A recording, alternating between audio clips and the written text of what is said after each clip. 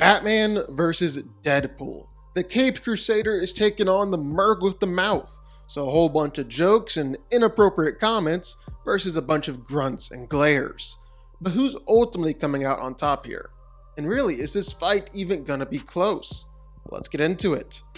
Now starting out, Batman.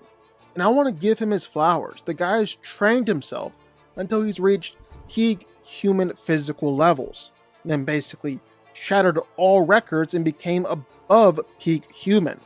He's strong enough to bench press over 1,000 pounds, rip through metal, or even knock around things that easily weigh multiple tons. And Bruce has no problem using all that strength with his punches or kicks. He's regularly knocking down walls or kicking through metal, regularly knocking out metahumans, and sending people flying dozens of feet with just one strike.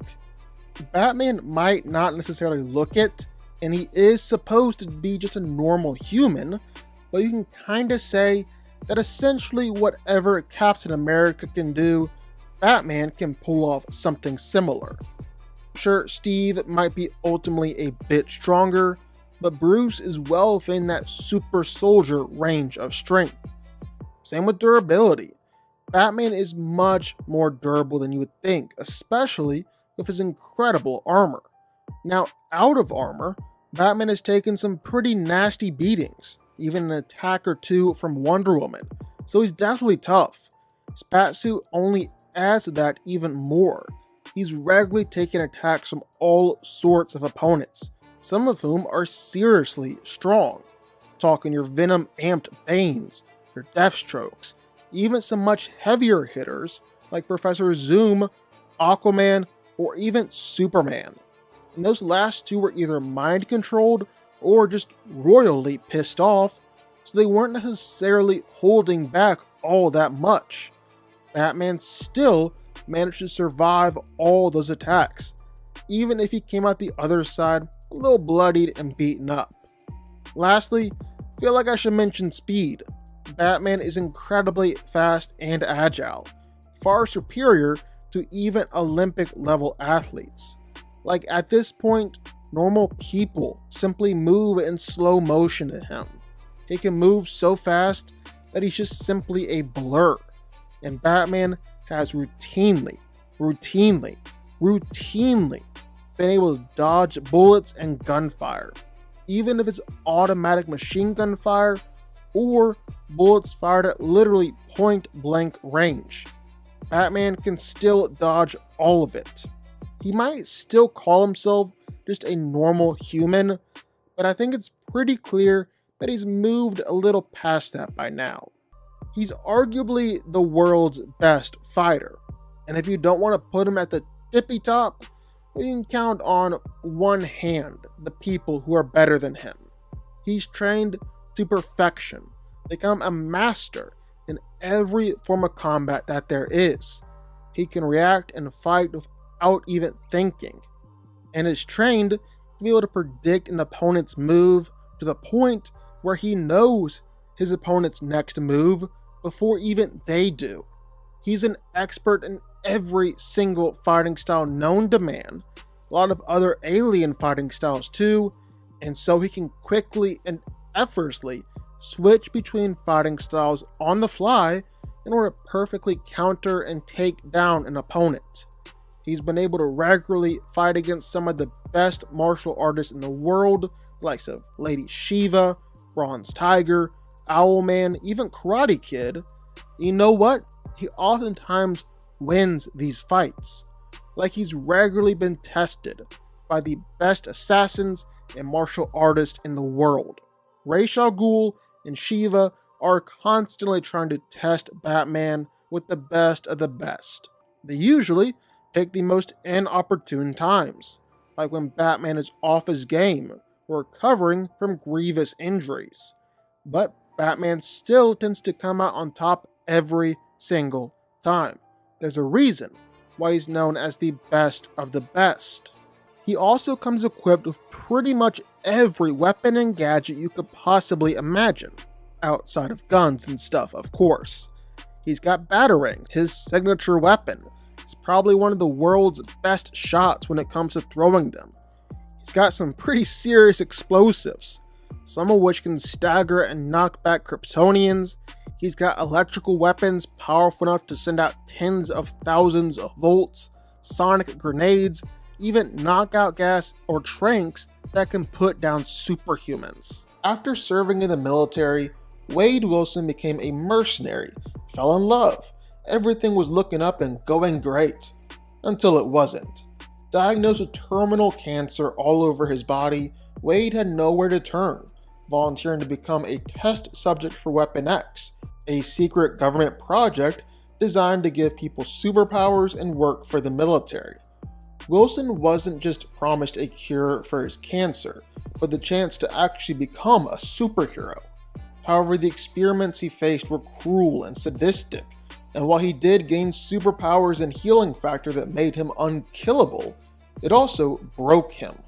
Becoming Deadpool, well, he struck out to become a mercenary again, living a life filled with bloodshed, moral ambiguity, and a whole lot of jokes. Being superhuman, Deadpool has shown off superhuman strength over the years. Maybe not on the level of a super soldier like Captain America, but he can definitely overpower normal people, damage and destroy metal, and hold his own against some of the stronger street-level characters in Marvel. He's probably maxing out at around this feat of being able to overpower a helicopter. That's still very impressive. But better than strength, Deadpool is stupid, fast, and agile. My man is very fast, and regularly able to dodge and evade bullets and gunfire like it's nothing. He's even been able to cut bullets in half as they were coming towards him, or dodge bullets and lasers at point-blank range. And again, all of this is just a regular thing for Deadpool. He's constantly doing it. But obviously where Deadpool is at his best is with his durability and his healing factor. Now it's kinda hard to say if Deadpool actually has superhuman durability. Basically any attack that's gonna injure you will probably injure him to some degree. But it legit doesn't matter because his healing factor is one of the best in comics, and he can pretty much instantly heal from any attack that comes his way. He's able to regenerate missing limbs or organs or any part of his body. And I don't really have to go into any specific examples because they're just too many to count. This is what Deadpool does. He's able to even heal himself from what looks like just a puddle on the ground. He can reattach his body parts, even his head, all in order to keep on going and keep on fighting. And Deadpool has regularly been able to come back from death itself. Attacks that definitely should have killed him. Well, they just don't. He'll heal from it and heal from it again and again and again. He's basically unstoppable. It really just comes down to not a matter of if Deadpool is going to recover from the attack, but just how long it's going to take him to heal and recover from the attack. And lucky for Deadpool, he's not just a sitting duck out there ready to take any attack, but he's also one of the best fighters and most skilled killers in the Marvel Universe. His fighting style is unlike any other, as he's really relying on his healing factor and his insanity. This makes him completely unpredictable in a fight. You never know what he's gonna do next, because Deadpool never knows what he's gonna do next. And he'll actually put himself in harm's way and take an attack, because 1, he knows he can take it, and 2, because it'll put him in a better position to counterattack and kill his opponent. He's a test for even the best fighters in Marvel. And that's not even mentioning the absolutely insane arsenal that Deadpool is constantly carrying with him. He's got his katanas, a whole assortment of guns, every type of explosive you can imagine, and he's one of the world's deadliest killers, all of which makes him one of the most dangerous fighters in Marvel. So who wins here? Well, let's break it down. What seems like from the very beginning, Deadpool's main advantage here in the fight are his physical abilities, his healing factor, and just his sheer unpredictability. Because while Batman has trained his body into peak condition, and has definitely done some things that could be considered superhuman, he's still just classified as peak human. Sure, he's dodged bullets on a routine basis, can move objects that weigh over a ton, and he's got enough endurance to fight for days on end. But still, Deadpool takes the edge here. He's actually superhuman to some degree in every area, ranging from strength to speed, and especially durability in his healing factor. And that's going to be the hardest thing for Batman to overcome. Deadpool can heal from any attack, and he'll keep on going and keep on fighting through pretty much anything that Batman can throw at him. Deadpool's healing factor is really just that good, and it's definitely the best thing going for him here in the fight. Now, as for Deadpool's unpredictability, well, I really don't think it's gonna get to Batman too much. Yeah, he talks a lot, and that does throw some fighters off their game, but Batman's entire rogues arsenal is made up of absolute crazy people and lunatics. I mean, his arch nemesis is the Joker. Unless someone tells Deadpool that Batman's parents are dead, Deadpool isn't going to say anything or do anything that throws Batman off here in the fight. And of course, Deadpool's unpredictability also goes the other way too sometimes. Because sometimes Deadpool is actually focused on winning the fight. Other times, not so much. You can basically flip a coin, and Wade does have a tendency to keep prolonging fights with skilled fighters that's only gonna hurt him here. Every extra second that Batman has in this fight is allowing him to study Deadpool more and more, and it gives Batman more opportunities to throw out some heavy weapons and some of the big guns. And of course, there are a lot of things that are working in Batman's corner here too. I mean, it is Batman after all.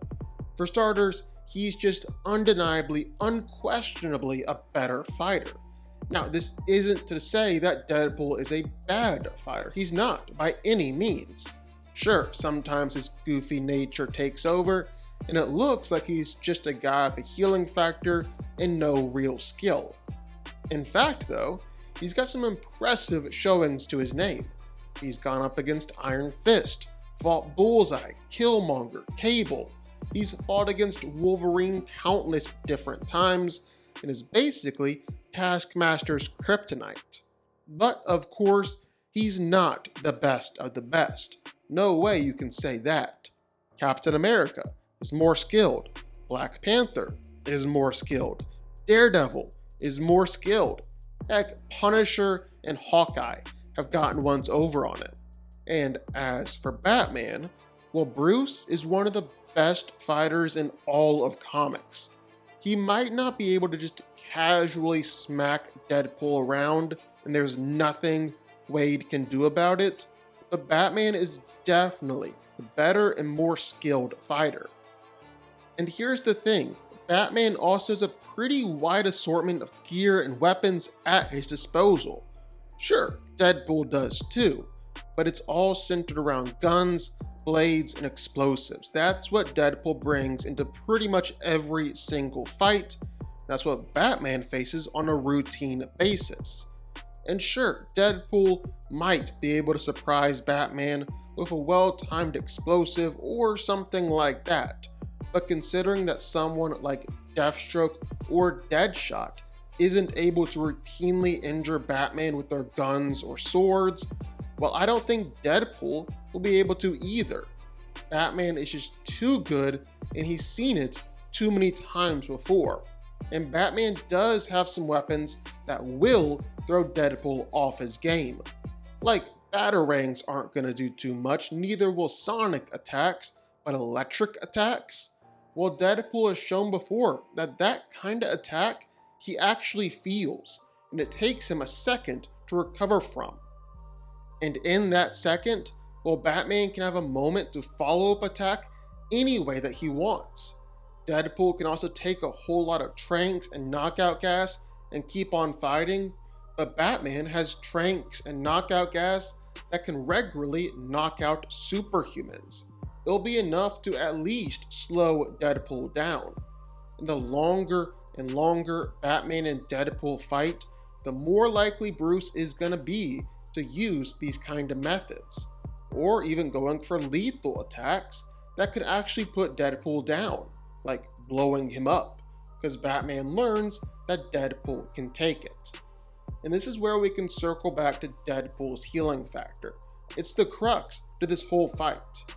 But I'm gonna argue that while Deadpool's healing factor will always bring him back, it's not always fast enough to keep him in a fight. We've seen that pure technical skill is a pretty effective counter against Deadpool and his powers and fighting style. That's a pretty good advantage for Batman too. And while it might take some time, once Batman realizes that Deadpool does in fact have a healing factor and can heal from lethal attacks, which, let's be honest, Deadpool is likely to just shout out that fact mid-fight, well, that's when I think Batman is going to be able to go all out and take him down. We've already seen this with Deadpool's fight against Moon Knight. Moon Knight was trying to hold back in the fight because he was going through an era where he was trying not to kill. And Deadpool graciously let it slip that he can't be killed because he's got a healing factor. This meant that Moon Knight could go all out in the fight and finally let loose. He beat Deadpool so badly that Wade needed 2 IVs to help him heal and recover. I really think the same thing is going to happen here. As soon as Batman starts letting loose, he's going to win this fight, and it might not even be close. But what do y'all think? Sound off in the comments down below. I know you're going to have thoughts and feelings on this one for sure. If you stuck around this long and made it to the end of the video, that's amazing. Thank you so much for watching and for supporting us. And if you want to go subscribe, well, go subscribe. You're going to see more videos like this one every single week. I'll see y'all then. I'll see y'all next time.